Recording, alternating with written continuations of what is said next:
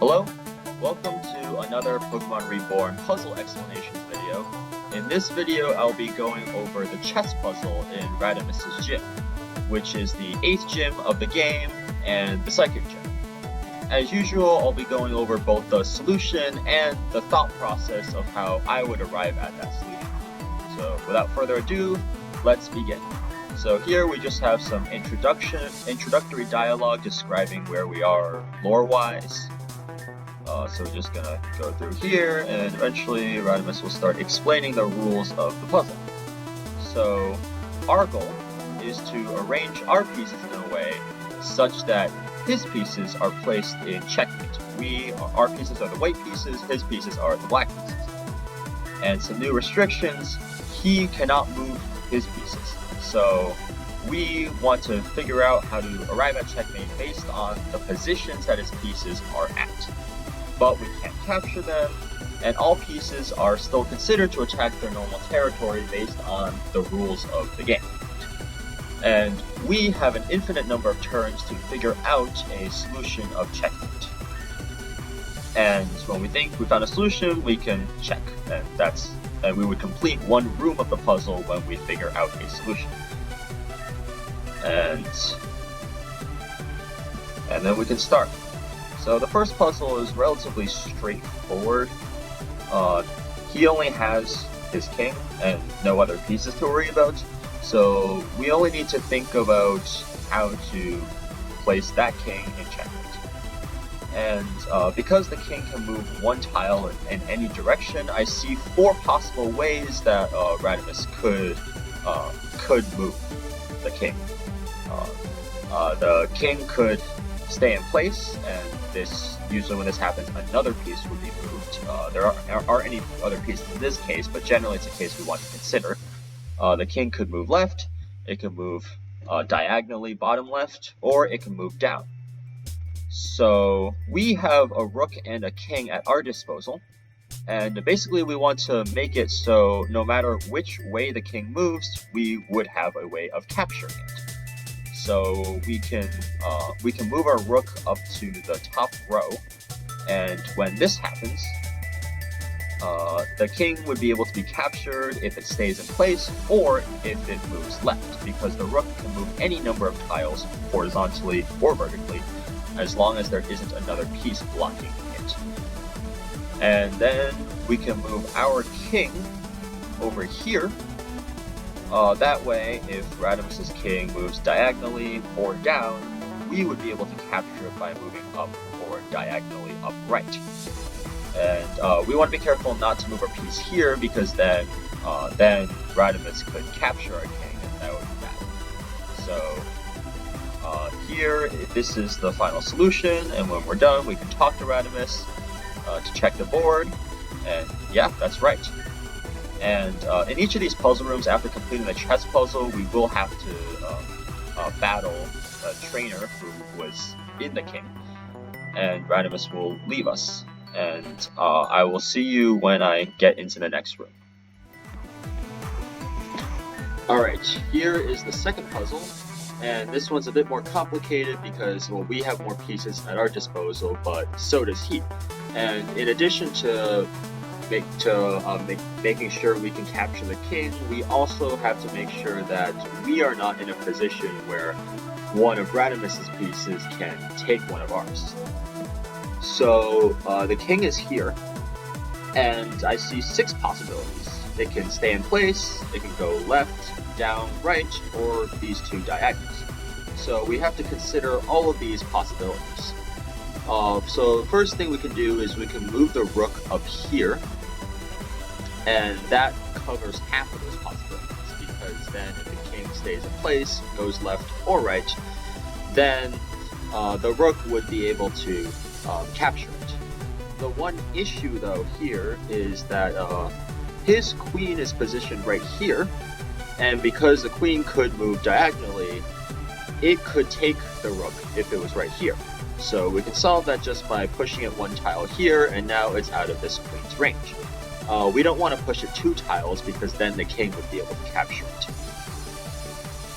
Next thing we can do is, if we move the knight right here, because the knight can move in L shapes, it will be able to move to this tile or this tile. So then that covers the case of Radomus's king moving diagonally in either direction. So the last case, we just have to make sure that we have a way of capturing the king if it were to move down. And the last piece at our disposal is this bishop. And one rule of bishops is it can only move diagonally. And for that reason, it is a little weird to control in this game. Basically, if we want to move diagonally in one direction, we'd have to face one of the cardinal directions that we want it to move, press the A key or equivalent, and then use the arrow key to specify the other direction. For example, to move this up left, we can look left, select it, and then press the up arrow key to complete that diagonal move. And anything on this diagonal right here would put it in range to attack that position, because bishops can move any number of squares along a diagonal. So here we're in a place where it can't be captured, and it can move upright any number of tiles to capture the king in this case. So now we have all possibilities covered. We can talk to Kane here, and yeah, we solved it, and I'll see you in the next room. Alright, this time we are given a hint at the beginning of the room, and what Luna tells us is infinite potential will be your guiding force. So, something to think about. And this is where Radomus's king is placed, and it is surrounded by a bunch of other pieces. So a benefit to that is that limits the number of possibilities to consider, because the king can only stay in place or move left. But it is pretty well protected.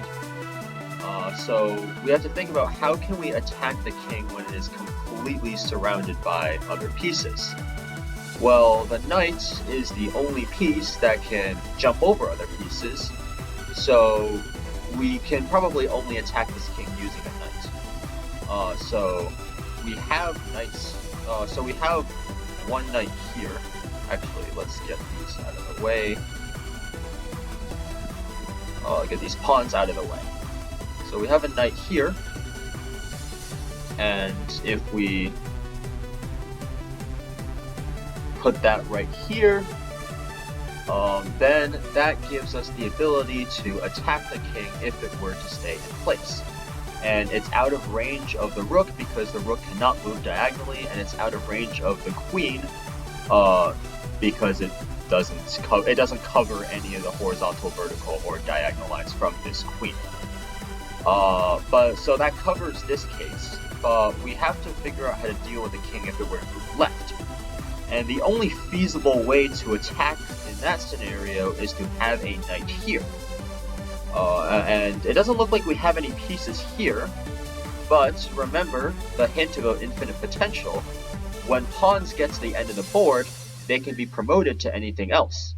So we can promote this pawn to a knight, and then drag this knight into position. And then we have a solution. So one potential issue you might see is that this is in range of Radomus's queen to attack. But this knight will only... the only reason the knight's here is in case Radomus moves his king here. And he can't make two moves at once, so then the queen wouldn't be able to capture this piece if it were any use. So we can check our solution with Luna, and looks like we did it.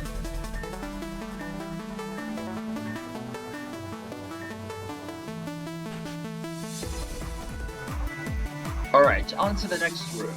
So here, the main difference here compared to the previous rooms is now we have a king of our own.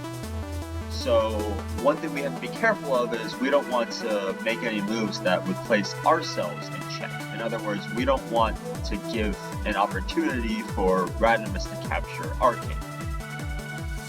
So that's something to keep in mind.